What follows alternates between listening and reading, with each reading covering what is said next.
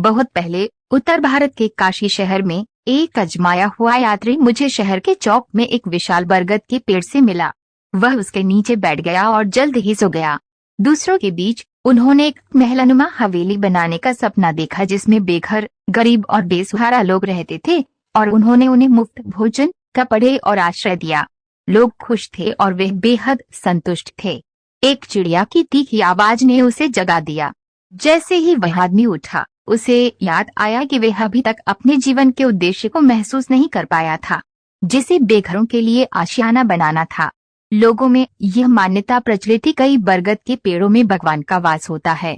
तो उस आदमी ने हाथ जोड़कर ऊपर देखा और दिल से प्रार्थना की, अगर मेरी इच्छा पूरी हुई तो मैं वादा करता हूँ, हे पेड़ भगवान, कि मैं तुम्हारे लिए एक पशु बलि दूंगा।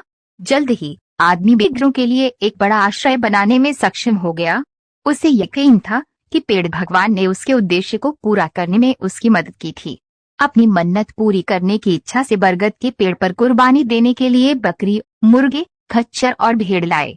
जैसे ही वह यज्ञ शुरू करने वाला था, वृक्ष भगवान उसके सामने प्रकट हुए और कहा, मित्र, उस बंधन से मुक्त हो जाओ। पेड़ भगवान ने जारी रखा, लेकिन किसकी मत पर? मासूम जानवरों की बलि। कितना अप्रिय कार्य है। ये आपको एक बड़े बंधन में डाल देगा और आपको यहाँ और अपने बाद के जीवन में भी कष्ट उठाना पड़ेगा। इसलिए इन क्रूर विचारों को त्याग दें। इसके अलावा अगर आप मानते हैं कि मैं भगवान हूँ, तो आपको क्या लगता है कि मैं इस तरह के क्रूर कृत्य से खुश रहूंगा? और वह गायब हो गया। वह आदमी अपनी मूर्खता समझ गया। उसने पलक झपकते घोड़े की तरह सोचा था। इसके बाद उन्होंने खुद को केवल विचारशील और लाभकारी कार्यों में शामिल करने का फैसला किया।